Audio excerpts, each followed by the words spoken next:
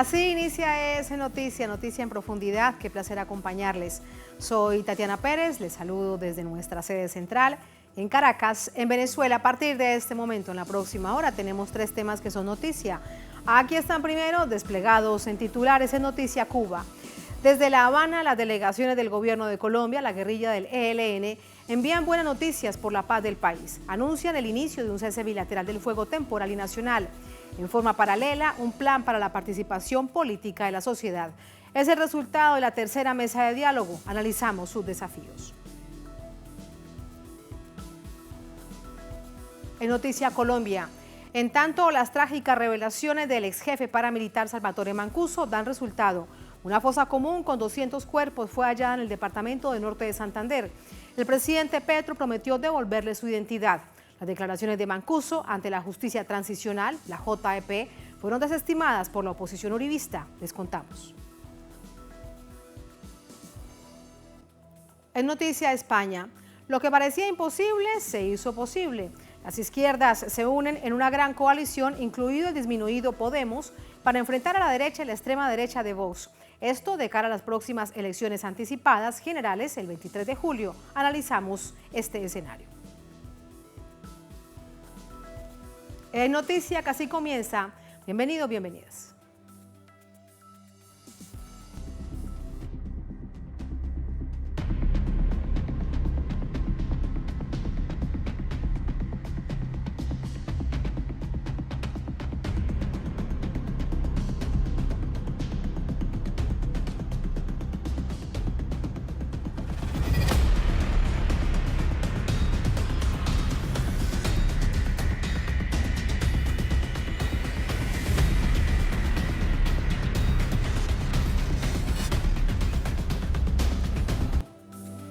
En Noticia Cuba, este viernes concluyó en La Habana el tercer ciclo de la mesa de diálogo de paz entre el gobierno de Colombia, el Ejército de Liberación Nacional, el ELN. Vamos a ver lo sucedido. Ambas delegaciones firmaron los denominados Acuerdos de Cuba, que establecen el cese al fuego bilateral en toda la geografía colombiana de manera temporal y el alistamiento para la participación de la sociedad en la construcción de la paz. Nosotros entendemos que este cese, que busca fundamentalmente un propósito humanitario de rebajar la intensidad del conflicto para que en Colombia haya un mejor clima para la participación de la sociedad en este proceso de paz, ese consideramos que es de los aportes importantes de los acuerdos que hemos suscrito acá. El jefe de la Delegación de Paz del Gobierno de Colombia, Oti Patiño, se mostró listo para asumir los desafíos que se desprenden del acuerdo. Este proceso tiene que ofrecer nuevas creencias y prácticas, nuevas interpretaciones del mundo desde la óptica de la paz concreta, de la paz militante, de la paz como derecho cotidiano. Los retos, no los menciono todos, son innumerables, pero todos valen la pena. Estamos listos y listas para asumirlos y engendrar una nueva era de paz, como bien lo ha dicho nuestro presidente. El comandante del ELN, Antonio García, destacó la orientación del proceso de cara a los próximos encuentros. La voz del ELN será la voz de la sociedad. No serán acuerdos entre el gobierno y el ELN, no. Serán acuerdos que la misma sociedad construirá con la participación de todos. Queremos entonces iniciarnos en este proceso dándole la voz a la sociedad en un ejercicio de participación y haciendo un intento de retirar la violencia para que la voz se pueda escuchar más, y ese es el mensaje que transmite el acuerdo. El presidente Gustavo Petro destacó la posibilidad de entregarle al pueblo colombiano la esperanza de paz que se ha construido durante el proceso de diálogos. Y aquí entonces venimos a entregarle a Colombia, y es por eso por lo que fuimos elegidos. ¿Qué más sentido tiene estas posibilidades de paz que hay aquí, que se construyen aquí? La paz como una esperanza que cada vez se liga más, así ha sido, de ahí su esencia revolucionaria al cambio. Por su parte, el presidente anfitrión Miguel Díaz-Canel destacó la oportunidad que se presenta al pueblo colombiano tras los logros de esta jornada. Reiteramos que es una oportunidad excepcional que no se debe desaprovechar para avanzar en la paz en Colombia. Con el respeto a nuestros hermanos colombianos, alentamos a las partes a continuar avanzando y aprovechar este contexto histórico. Hablando de corazones, desde Cuba le pedimos, colombianos no se detengan, pónganle el corazón a la paz en Colombia. Muchas gracias. El acuerdo final establece un cuarto ciclo de la mesa de diálogos que se sostendrá en Venezuela entre el 14 y el 23 de agosto. En esta oportunidad se realizará un balance de lo adoptado hasta el presente. ¿Cómo se recibe esta noticia para Colombia? Desde Colombia vamos hasta Bogotá con nuestro corresponsal Hernán Tovar. Hola Hernán, adelante, muy buenas noches. Adelante. Tatiana, muy buenas noches, un saludo para usted, para toda la teleaudiencia que nos ve a través de las pantallas de Telesur. Efectivamente, pues diversos sectores han reaccionado frente a el cierre de este ciclo, pero a las noticias que se conocen con el cierre de este ciclo de negociaciones. El cese bilateral al fuego que se extiende por 6 meses. Y ahí la primera reacción, es la primera vez que el ELN pacta un cese de hostilidades de tanto tiempo.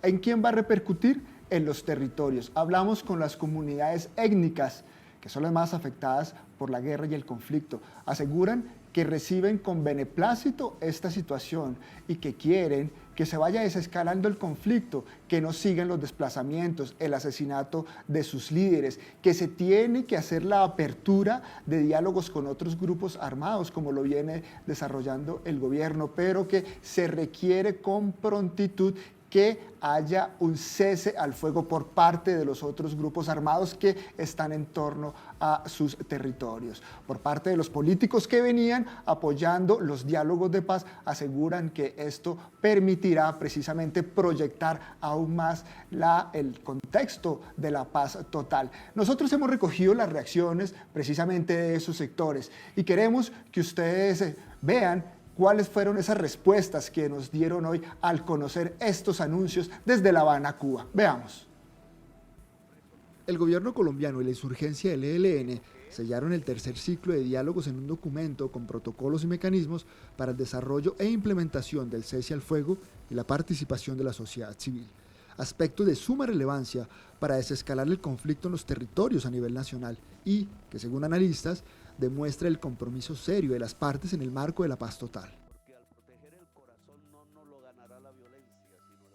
Que hay una voluntad política del gobierno de mostrar este hecho como un hecho relevante dentro de la estrategia de paz total y segundo, un compromiso del Ejército de Liberación Nacional de marchar en el camino de una paz con justicia social, una paz construida con las comunidades en los territorios, que es lo que compromete el segundo punto de la firma del acuerdo de hoy, que es la participación de la sociedad.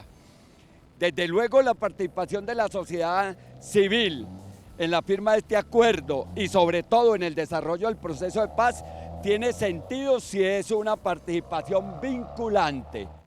Entre los acuerdos está la creación del Comité Nacional de Participación, que estará integrado y contará con la aportación de 30 sectores de la sociedad.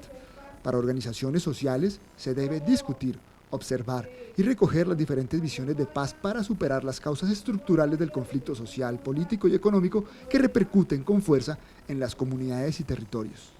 Un tema de preocupación. Este año van, creo, 70 lideresas asesinados, ¿cierto? O sea, eso nos muestra que efectivamente sigue habiendo persecución en los territorios, hay un fuerte incremento del paramilitarismo. O sea, esa complejidad es la que necesitamos entender y efectivamente, pues alrededor de eso, pues buscar unas rutas, unos caminos que efectivamente nos puedan construir una paz real, ¿cierto? Pero una paz sobre todo que implique recoger las apuestas, las demandas, los pliegos, las visiones que tenemos los pueblos desde una visión de que la paz efectivamente efectivamente tiene que significar el cambio de modelo. Están definidas las fechas para implementar el cese al fuego de carácter bilateral y nacional.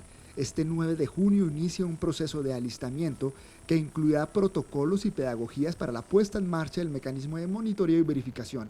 El 6 de julio se da la orden para el cese de operaciones ofensivas y el 3 de agosto debe entrar en rigor el cese al fuego. Pero, ¿qué implica esto para las comunidades más golpeadas por la guerra?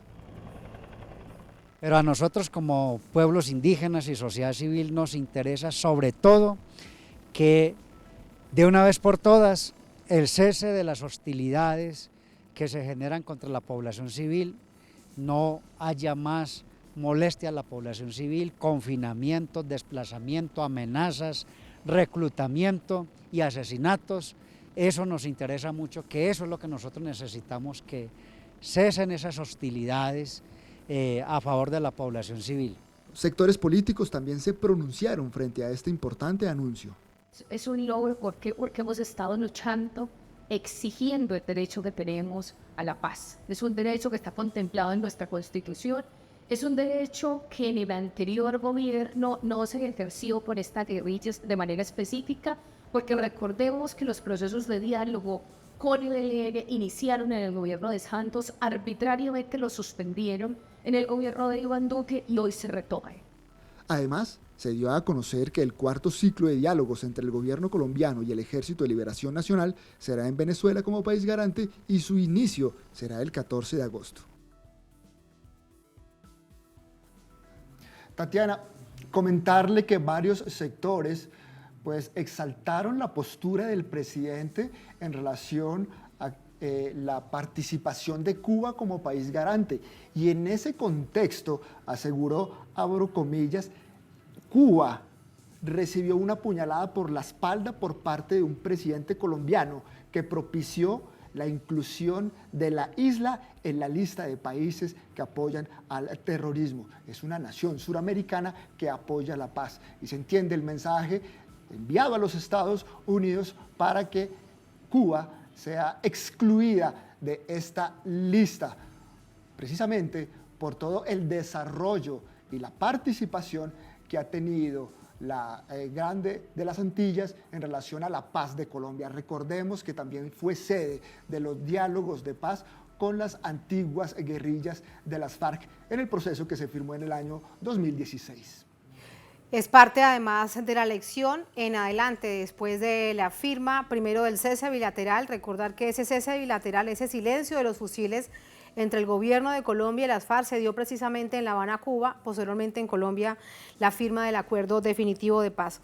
Hernán, en el marco de esta jornada, sin duda una buena noticia para Colombia, me tomo unos minutos para preguntarte otro hecho de lo que en Colombia pues había muchísima expectativa, mucha atención sobre la desaparición de 4 niños indígenas en las selvas de Colombia, en el sur de Guaviare. Hoy el gobierno, el presidente Petro ha dicho a través del Twitter que han sido encontrados por parte del ejército con apoyo además de organizaciones indígenas. Quiero preguntarte acerca de ello porque esto además, si lo vinculamos con la paz, pues es la vida que todos nos merecemos y que las fuerzas militares estén al servicio de las y los colombianos. Así que te pregunto por ello.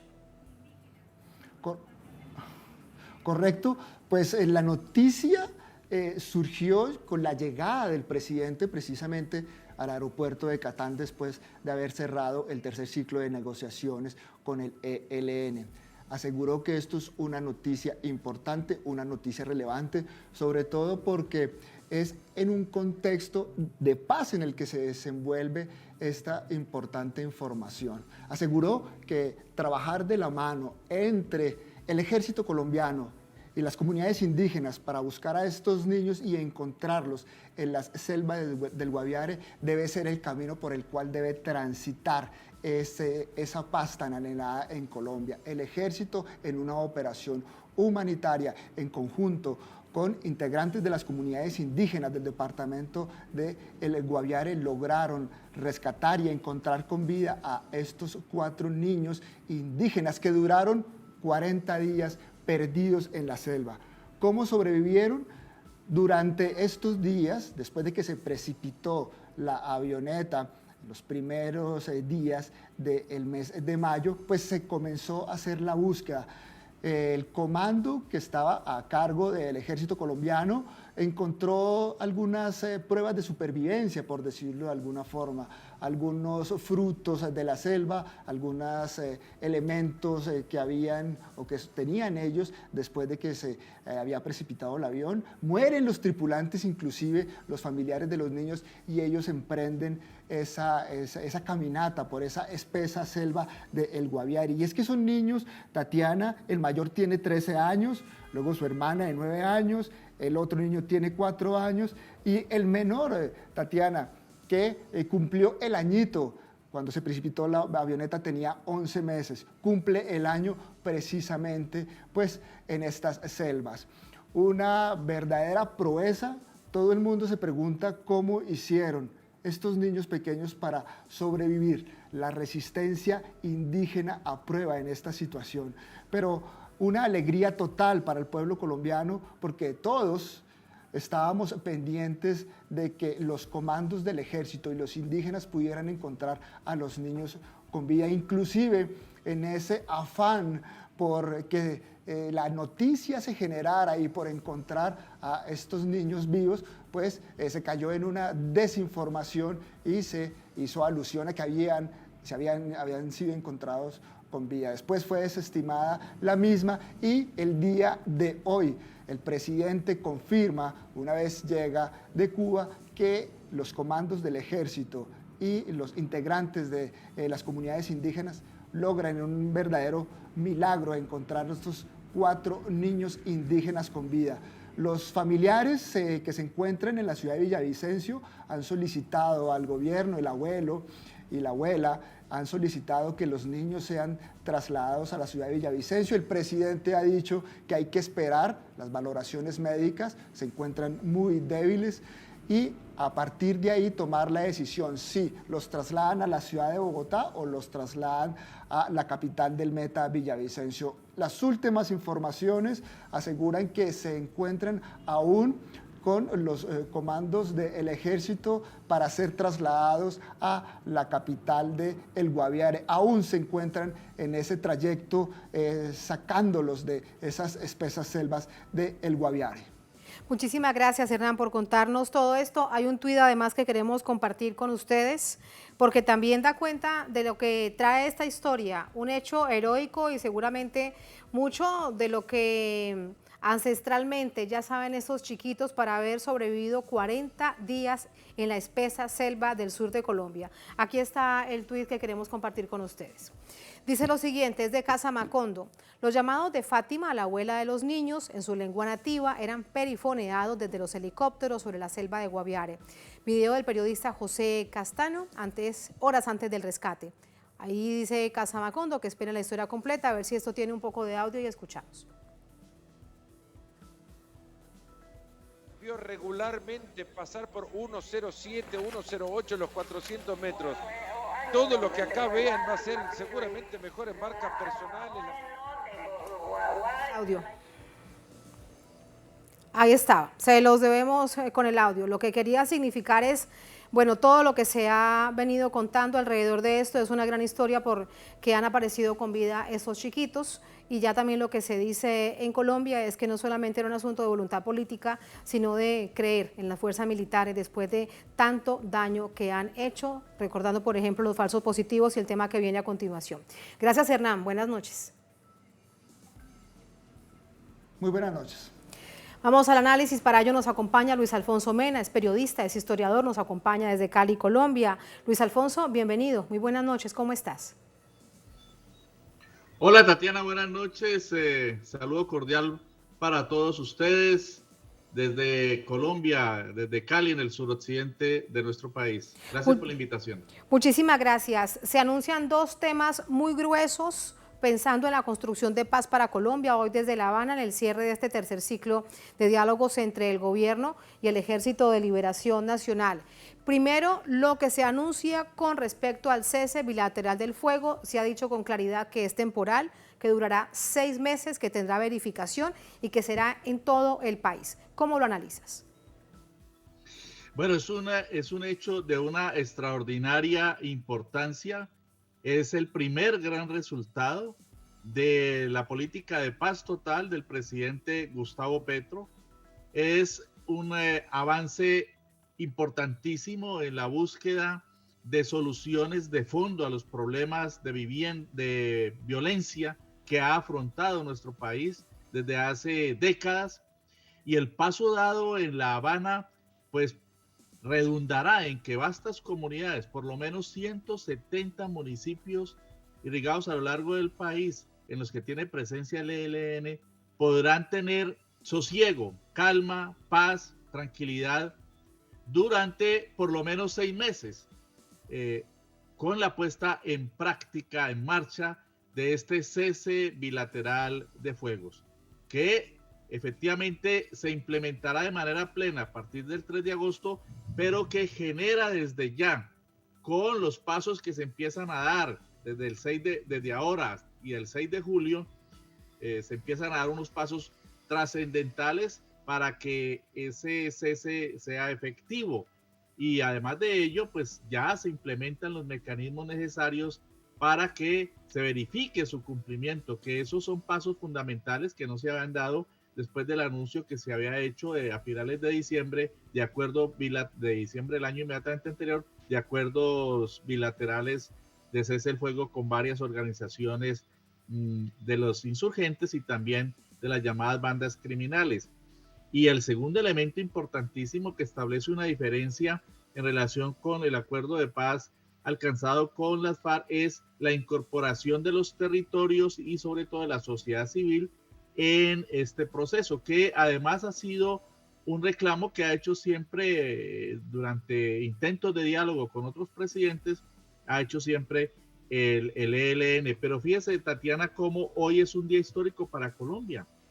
No solamente el presidente de la República, Gustavo Petro, firma con los dirigentes del ELN bajo la, digamos, garantía del gobierno cubano, sino que también a su regreso el presidente Petro llega con otra gran noticia que incluso le llegó a él cuando venía en el avión procedente de La Habana, y es el hallazgo que se ha encontrado a los 4 niños extraviados desde hace 40 días en las selvas del Guaviare.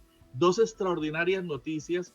Ese hallazgo se produce también por la persistencia humanitaria del gobierno, de las fuerzas militares y de las comunidades indígenas, los cuales todos a una impulsaron y no cesaron en la búsqueda de estas criaturas, 4 niños perdidos después de un accidente ocurrido el 1 de mayo. De modo que son 2 grandes noticias que alientan el entusiasmo, el ánimo y la fraternidad entre los colombianos. Noticias por la vida, porque de hecho cuando anhelamos la paz para Colombia, a lo largo y ancho de nuestro continente y tantas partes del mundo, lo que se anhela es eso, la tranquilidad y la vida digna hasta en esos territorios más apartados.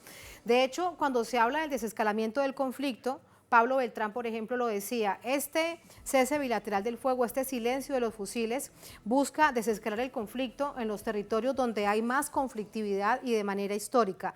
Y allí te planteo esta preocupación que sin duda se tiene también en estas zonas de Colombia. Por ejemplo, Guaviare, el departamento del Caquetá, donde aparecieron estos niños, en el departamento de Guaviare, zona históricamente marcada por el conflicto colombiano. Hay otros actores armados vinculados al conflicto y también hay bandas armadas vinculadas a grupos de narcotráfico.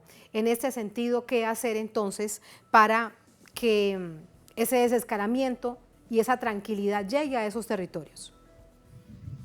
Bueno, hay otra noticia que está en ciernes y es la posibilidad de que continúen los acercamientos en procura de diálogos para también allegar otro acuerdo de cese bilateral de fuegos con las llamadas disidencias, específicamente con el denominado Estado Mayor Central, que es una de las disidencias de las FARC. En tal sentido, estas guerrillas de disidentes que surgen a partir del agrupamiento de disidencias de las FARC, personas que no estuvieron de acuerdo con el proceso de paz de La Habana, estas guerrillas tienen más presencia en estas zonas selváticas de los llanos orientales colombianos. El ELN se ubica más hacia el nororiente, norte de Santander, Catatumbo, Arauca, que es un departamento en el que siempre a lo largo de la historia han tenido fuerte presencia, lo mismo que en la región pacífica de nuestro país, Nariño, Cauca, Valle del Cauca, Chocó. Digamos que esas serían las regiones de nuestro país en las que estaría la mayor presencia del ELN y por lo tanto en las que hay mayor esperanza para que por lo menos durante 6 meses, 180 días, cese la conflictividad.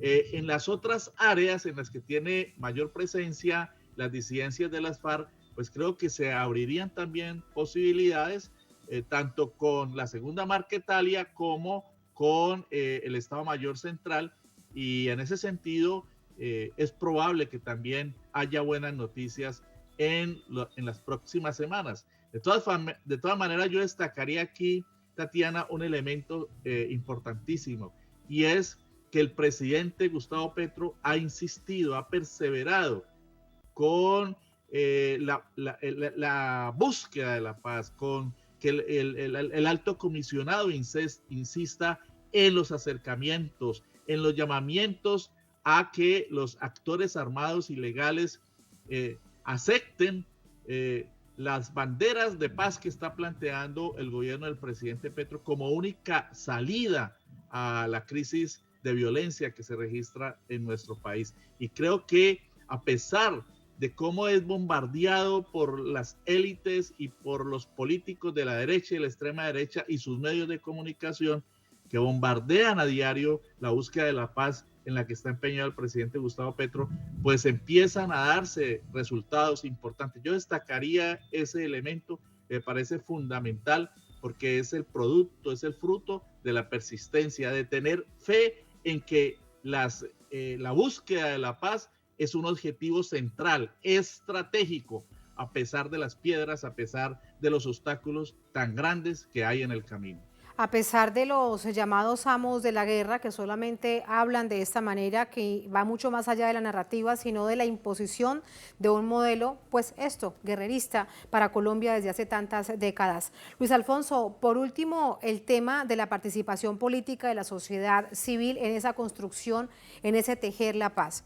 Bien decías, bien recordabas, este es un punto central cuando se ha avanzado en un proceso de diálogo, de negociación, en una mesa con un gobierno de Colombia por parte del Ejército de Liberación Nacional. ¿Qué puede ser distinto ahora para que salga bien?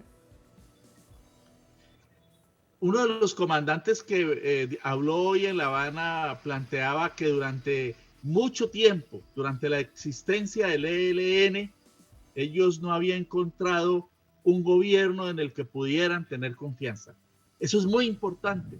Y planteaban cómo en este gobierno ya se tendieron unos puentes de confianza. Yo creo que eso es fundamental y eso evidencia que es muy probable que el Ejército de Liberación Nacional, cuya dirigencia es bastante obstinada y ha desconfiado tanto de los diferentes regímenes que han existido a lo largo de estos 60 años, también de existencia de esta organización guerrillera, por primera vez encuentran que hay posibilidades de acercamiento real con un gobierno, y es el del presidente Gustavo Petro, de tal forma que eso me parece fundamental porque está generando confianza para que por fin se abran caminos, alamedas de diálogo y de acuerdos. El presidente Petro habló de una fecha que parece hipotética, hizo planteamiento en el sentido del 25 de mayo de 2025, como tratando de plantear una especie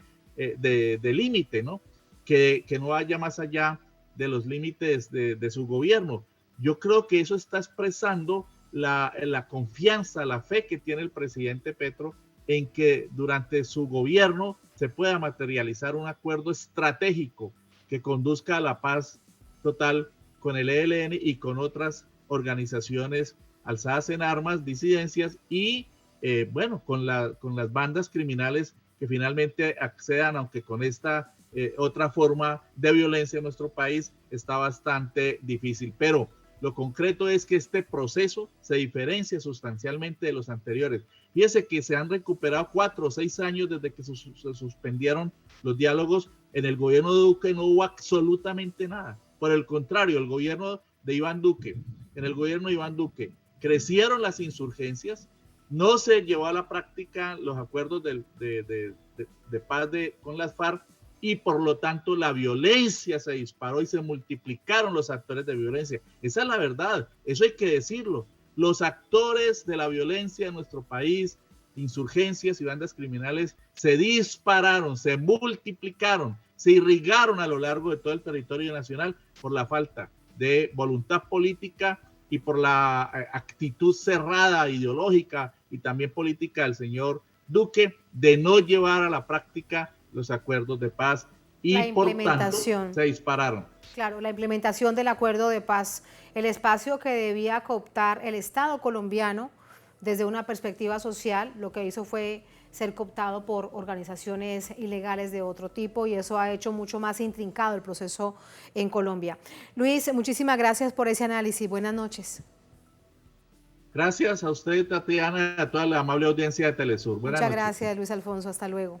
Así vamos a la primera pausa en esta emisión de Es Noticia. Al volver, seguimos en Colombia. En tanto, las trágicas revelaciones del exjefe paramilitar Salvatore Mancuso han dado resultado. Una fosa común con más de 200 cuerpos fue hallada en el departamento de Norte de Santander. El presidente Petro prometió devolverle su identidad. Las declaraciones de Mancuso ante la justicia transicional, ante la JEP, fueron desestimadas por la oposición uribista. Les contamos al volver en el Noticia.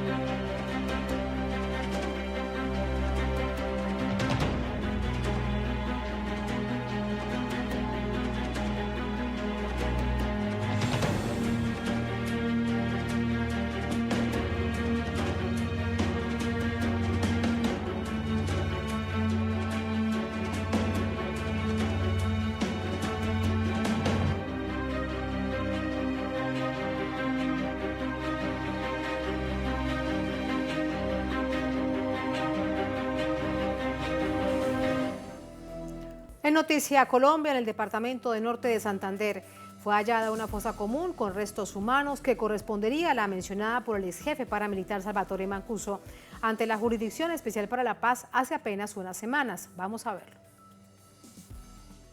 El hallazgo se hizo en el área de Juan Frío, norte de Santander, zona fronteriza con Venezuela, con ayuda de las revelaciones del exjefe de las Autodefensas Unidas de Colombia.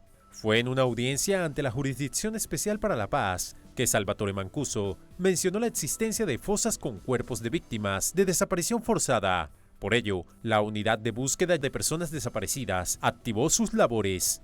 Inmediatamente pusimos a disposición de la Cancillería colombiana nuestra experticia técnica para el apoyo desde lo que sabemos hacer, es decir, la búsqueda de personas desaparecidas en el territorio colombiano y en simultánea nosotros desplegamos un equipo técnico al área de que había mencionado el señor Mancuso. El ex jefe paramilitar había señalado además ante la justicia transicional la existencia de inmuebles en los que los paramilitares construyeron y utilizaron hornos crematorios para desaparecer a cientos de víctimas. La unidad de búsqueda ya tenía planeada la visita a la zona. Allí verificó que no hay asomos de interés de intrusión para alterar el terreno. De hecho, encontraron restos óseos que serán evaluados. Logramos hacer fue ir al citado horno y allí de todas maneras sí encontramos algún indicio de alguna presencia de muerte no específicamente en el horno, sino en la prospección en terreno, donde encontramos algunos restos óseos que están siendo sometidos a los estudios técnicos pertinentes. Mancuso relató ante la JEP que la orden de desaparecer a estas personas vino de la fuerza pública. El gobierno de entonces era el de Álvaro Uribe Vélez. Son las mismas fuerzas militares las que en este caso dicen, bueno, si es que ustedes tienen al lado a Venezuela, porque lo que nos pedían, miren, cámbienlo de jurisdicción, pero es que el comandante de la otra jurisdicción nos reclama si se lo tiramos a él allá. Entonces, tienen a Venezuela al lado.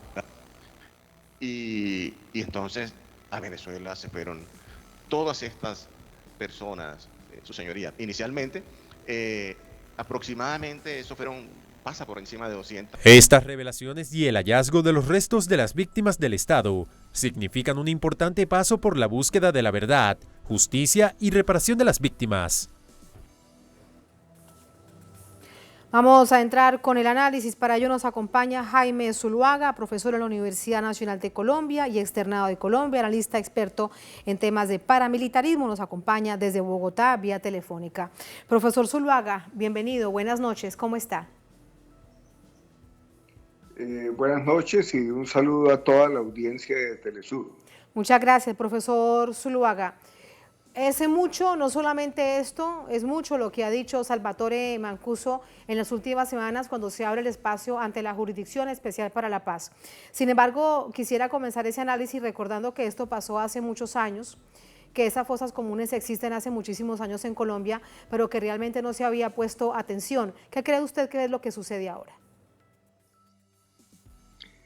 Bueno, lo primero que hay que señalar es que las confesiones de Salvatore Mancuso ante la JEP son de una gran importancia para Colombia porque confirman lo que ya se sabía. La diferencia es que esto ahora se hace bajo la gravedad del juramento y en un proceso judicial, y son los vínculos estrechos entre sectores del Estado colombiano y en particular de la fuerza pública, fuerzas militares y de policía, con los grupos paramilitares en la comisión de una serie de crímenes de lesa humanidad y de crímenes de guerra. En segundo lugar, las declaraciones de Mancuso han puesto de presente la alianza perversa entre sectores de la institucionalidad, tanto pública como privada, con estos grupos criminales. Y por último, y es probablemente lo más importante, los paramilitares gozaron durante muchos años de la protección y el amparo del Estado, de la impunidad judicial, de la solidaridad política por parte de sectores de las élites de este país y de los gobiernos nacionales que antecedieron al actual gobierno. Todos esos hechos son muy importantes y ponen de presente las dificultades que se enfrentan hoy para avanzar en investigaciones que permitan, una vez encontrados todas las pruebas físicas, todas las pruebas materiales de los crímenes cometidos, las dificultades que se enfrentan para que algunas instituciones del Estado avancen en investigaciones para lograr que se esclarezca la verdad y además se impongan las sanciones aún dentro del mecanismo de la justicia transicional que está vigente en el país después del acuerdo final con las FARC. Sí, profesor Zuluaga, esto además requiere de trabajo interinstitucional, requiere de fiscalía, requiere de muchos sectores en un momento complejo para Colombia. ¿Cree usted que de nuevo, aunque se está avanzando a instancias de la Jurisdicción Especial para la Paz, de la justicia transicional en Colombia, los otros sectores que además hoy en día desde la institucionalidad son opositores abiertamente al gobierno del presidente Petro, lo permitirán? Lamentablemente, los avances muy significativos en el funcionamiento de la Jurisdicción Especial de Paz, a pesar de los obstáculos que la oposición al acuerdo final ha venido estableciendo, esos avances significativos se ven entorpecidos, repito, por la fortaleza de esa oposición recrudecida hoy por la propuesta de paz total del gobierno del presidente Gustavo Petro, que está ya produciendo sus primeros frutos, como lo refleja el acuerdo que hoy se suscribió entre el Ejército de Liberación Nacional y el Gobierno Nacional para la tregua bilateral nacional de carácter temporal. Entonces, hay en este momento una oposición recrudecida, muy fuerte en el país, que amenaza con frustrar, ojalá que no sea así, las perspectivas de la política de paz total del gobierno de Petro, que implica además el avanzar en el esclarecimiento de los crímenes que se cometieron en el pasado inmediato en Colombia, con el apoyo de sectores importantes de la sociedad colombiana y de sectores de la institucionalidad pública colombiana, del Estado colombiano. Sí, cuando usted además nos habla de todo lo que se debe saber, producto de la historia que aún no se conoce, de todos los crímenes cometidos por las fuerzas paramilitares, las llamadas en ese entonces Autodefensas Unidas de Colombia, Salvatore Mancuso también hablaba de los hornos crematorios, una forma absurda, criminal, de desaparecer a sus víctimas. Pero hay indicios de que esto es así. Durante algunos años se decía que esto era parte de un mito que se había construido alrededor de los grupos paramilitares. Hoy parece que no es así, profesor Zuluaga. Evidentemente no es así. Yo tuve la oportunidad de visitar en el departamento de Norte de Santander, cerca de la ciudad de Cúcuta, estos hornos crematorios. Estos hornos crematorios forman parte de unos hornos que existen en muchas regiones de Colombia, que sirven para cocinar, entre comillas, para quemar los ladrillos y las baldosas que se hacen para la construcción.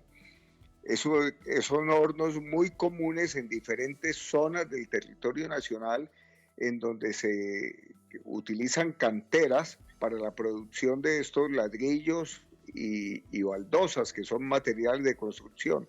Allí yo tuve la oportunidad hace un año de visitar esos hornos crematorios, de acuerdo a las denuncias que se conocían, que eran públicas en este país, y que hoy, por fortuna, gracias a las confesiones de Salvatore Mancuso, se pueden confirmar que efectivamente existieron.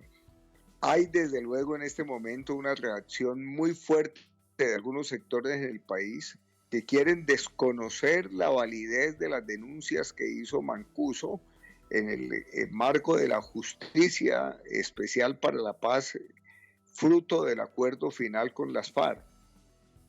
Y quieren desconocerlas justamente porque comprometen tanto a la institucionalidad estatal como a la institucionalidad privada y a sectores dominantes que han gobernado en Colombia. Son sectores dominantes no solamente por el poder económico que tienen, sino porque han estado al frente de los gobiernos durante décadas en este país y que no han vacilado en comprometerse en acciones criminales con tal de defender sus privilegios y de tratar de destrozar, de destruir las organizaciones sociales populares que han estado luchando por la construcción de la democracia y de la paz en Colombia.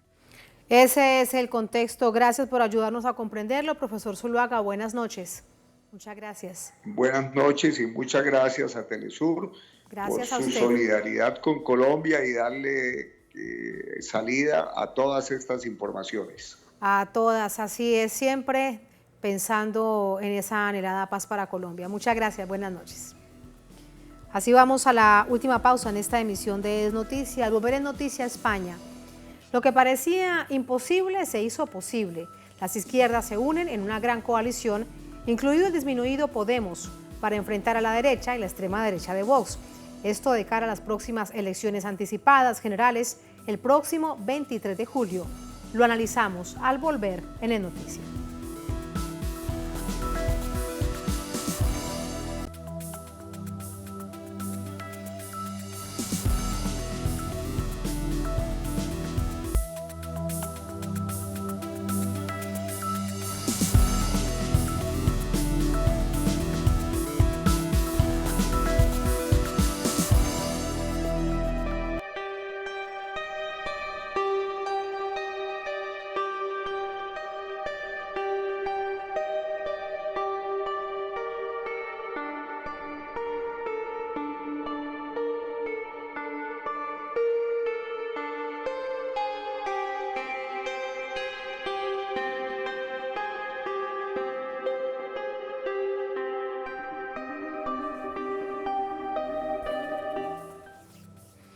En noticia España, partidos de izquierda se unen pese a diferencias políticas para lograr el mayor acuerdo progresista ante las elecciones generales anticipadas del próximo mes de julio, que fueron convocadas por el presidente del gobierno, Pedro Sánchez. Vamos a verlo. El movimiento Sumar es una iniciativa de unión política liderada por la vicepresidenta segunda del gobierno, Yolanda Díaz, quien esta semana recibió el apoyo de distintas fuerzas de izquierda para representar a la coalición en los comicios del 23 de julio. Este viernes, Sumar anunció a través de su cuenta de redes sociales el respaldo de 16 partidos izquierdistas, alcanzando el mayor acuerdo político progresista. Entre ellos están los partidos Podemos, Izquierda Unida, Catalunya en Comú, Más Madrid, Más País, Compromís, Junta Aragonesista, Més per Mallorca, Més per Menorca, Verdes Equo, Alianza Verde, Batzarre, Proyecto Drago, Izquierda Asturiana e Iniciativa del Pueblo Andaluz. La representante de la coalición asegura que los ciudadanos se encuentran en una coyuntura de cara al futuro de su país. El debate que tiene nuestro país hoy es si queremos ser una potencia de renovables en Europa o si, por el contrario, queremos convertirnos en el desierto de Europa. El partido Más Madrid afirmó a través de las redes que el acuerdo con Sumar se basa en la generosidad del trabajo coordinado sobre líneas programáticas, el respeto a la implementación territorial en la Comunidad de Madrid y la responsabilidad con el futuro de España. Representantes del partido Más País también mostraron su entusiasmo ante la unión política. Estamos muy contentas de formar parte de un proyecto como Sumar, un proyecto verde progresista, un proyecto que va a llevar a la primera mujer a la presidencia del gobierno. Por su parte, la secretaria general del partido Podemos, Ione Belarra, anunció su participación en la coalición electoral. Sin embargo, criticó que se excluyera a Irene Montero, quien era su principal activista político en materia feminista. Irene ha intervenido en el Consejo de Coordinación para ponerse a disposición de Podemos, para hacer lo necesario, por injusto que sea, para asegurar la unidad, pero mi respuesta, como secretaria general, y la de todos y todas los miembros del secretariado, ha sido que nos parece no solo una injusticia, sino además un tremendo error político. Mientras tanto, la encuesta del Gabinete de Estudios Sociales y Opinión Pública concluyó que el 50,9% de los españoles apuestan por un ejecutivo de un solo partido. En cambio, el 44,3% de la población es partidario de un gobierno de coalición. En este sentido, el partido Poder Popular sería la fuerza de más opción. Vamos a ver lo que esto significa de cara a las elecciones anticipadas generales del próximo 23 de julio. Para ello nos acompaña Diego Maestres, analista político, nos acompaña desde Quito, en Ecuador. Diego, bienvenido. Muy buenas noches, ¿cómo estás? Muy buenas noches, Tatiana, a ti y a toda la audiencia. Gracias por la invitación. Muchísimas gracias. Bueno, primero esto, ¿cómo se ha logrado lo que parecía impensable? Bueno, ahora realmente es posible que los movimientos políticos, partidos políticos de izquierda, llamados progresistas, que de hecho, si los revisamos uno por uno, no tendremos tiempo sin duda, pero si los revisamos uno por uno, son distintos, han logrado unirse en este momento. Sí, estamos hablando de en torno a 15, 16 organizaciones políticas, todas con algunas diferencias programáticas. En algunos casos incluso se ha hablado de diferencias personales entre líderes políticos, pero sin duda es una buena noticia para lo que es el electorado de la izquierda, a la izquierda del Partido Socialista, el tener una opción política a la que poder votar. Más si cabe cuando la izquierda en general, tanto el Partido Socialista como todo este tipo de organizaciones han sufrido un golpe importante en las elecciones autonómicas y municipales del 28 de mayo. Por lo tanto, podemos asumir más o menos que esta unión de distintos partidos viene también fruto de una necesidad muy grande, puesto que se plantea que ha habido un gran voto de castigo en base a las diferencias que ya venían mostrando desde hace unos años. Reconocen que el gobierno de Pedro Sánchez dejó de ser lo que había prometido cuando gana a través del Partido Socialista, a partir del PSOE, y se acerca mucho más a los movimientos de derecha. Esto lo reconocen y eso es la línea que los une. Es una crítica histórica de la izquierda a la izquierda del PSOE, siempre la supuesta derechización del Partido Socialista. En este caso, Yolanda Díaz ha sido uno de los puntales de este gobierno de coalición entre el Partido Socialista y Podemos. Ahora Yolanda Díaz encabezará Sumar, es una de las figuras que más relevancia ha obtenido gracias a su gestión en el Ministerio de Trabajo. Algunos dirán que algunas de sus reformas han sido muy livianas, pero dentro del espectro progresista la verdad que tiene bastante prestigio la candidata Yolanda Díaz por la organización Sumar. En cuanto al Partido Socialista, ya digo que es una crítica histórica de los partidos de izquierda a la izquierda del PSOE. Fue una crítica histórica de la antigua Izquierda Unida, liderada por Julio Anguita, posteriormente por Gaspar Llamazares y otra serie de líderes, y es una crítica que se ha mantenido a lo largo del tiempo con la organización Podemos y ahora con Sumar. Sí, y con respecto a Podemos, Diego, hemos visto en el informe que nos precedía, pero bastante información a nivel local en España de la crítica que hace Podemos a no tener una mayor presencia dentro de esta nueva coalición que verán ahora ustedes en adelante mucho más, se lo digo a nuestra audiencia conocida como Sumar. ¿Qué es lo que pasó con Podemos? Con Podemos siempre ha habido una cierta división interna en base a que Podemos también en su día fue una especie de coalición donde se insertaron grupos que venían de distintos grupos de izquierda. En el caso de Yolanda Díaz, desde hace unos años ha venido experimentando un alejamiento de la línea oficial de Podemos, que en los últimos años ha estado encabezado por Irene Montero, ministra de Igualdad, e Ione Belarra, que es la actual secretaria general de Podemos.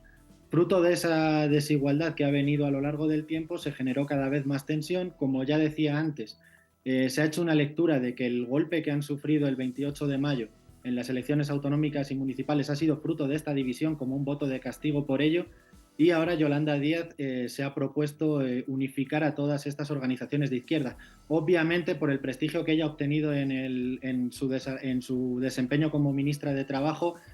Ha obtenido una posición de fuerza por sobre la línea de Podemos oficial y digamos que ha podido imponer el número en la lista en el que va a ir cada uno de los miembros de Podemos, de otras organizaciones como Más País, ECU y demás.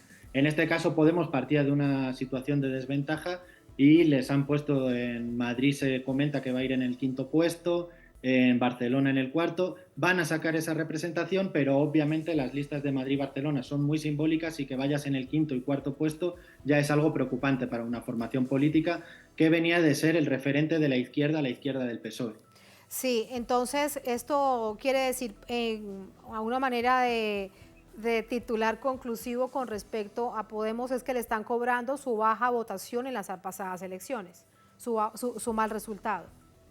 Indudablemente. También, aparte de este voto de castigo que ha recibido Podemos ha sido interpretado por Yolanda Díaz muy bien.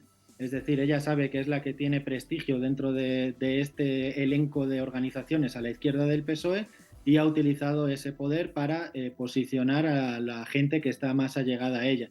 Otra serie de cuestiones son, por ejemplo, el tema del feminismo.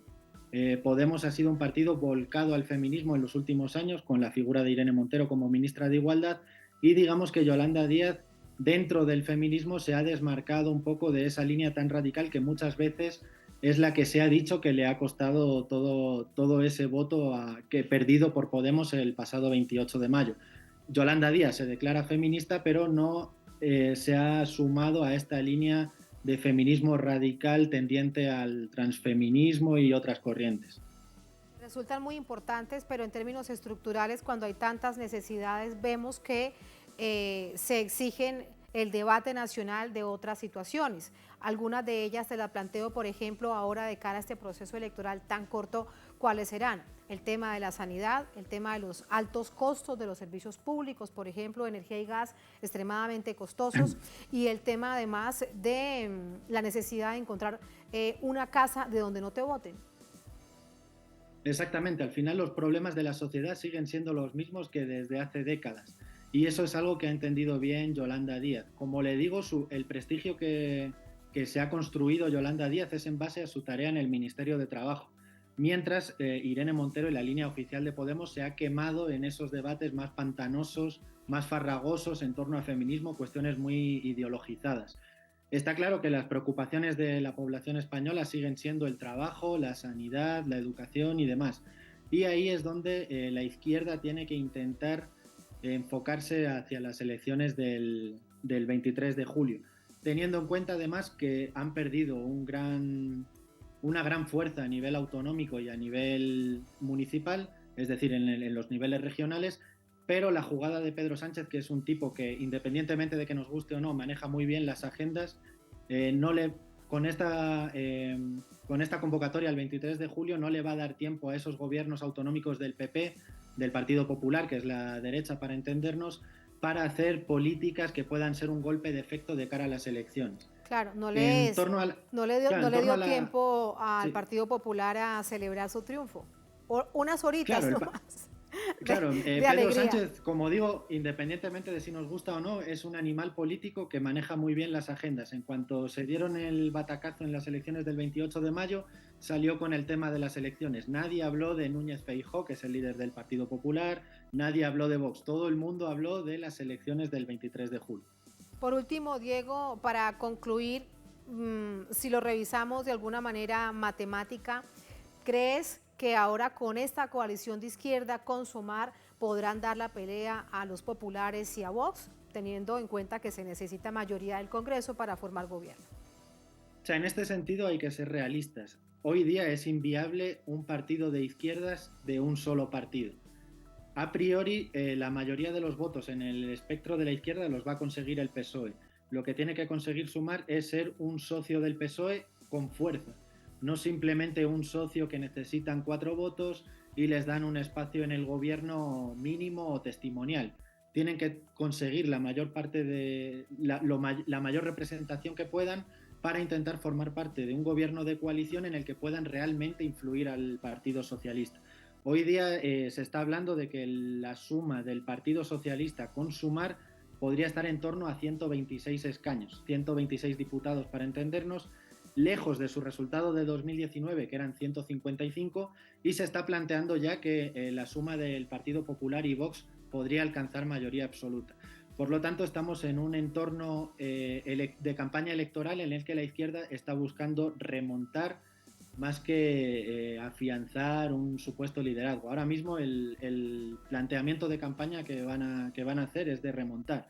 El Partido Socialista, por supuesto, va a intentar también va a intentar que, por un lado, ganen cierta representación, este espacio a su izquierda, pero que no sea del todo grande para que no le puedan influir en su política.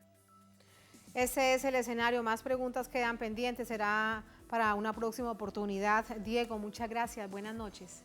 Claro, muchas gracias, Tatiana. Un saludo a la audiencia. Hasta luego, muchas gracias. Hasta luego. A ustedes gracias por habernos acompañado. Ponemos punto final a esta emisión de noticias. Nos encontramos el próximo lunes. Que tengan todos y todas un buen fin de semana. Hasta entonces.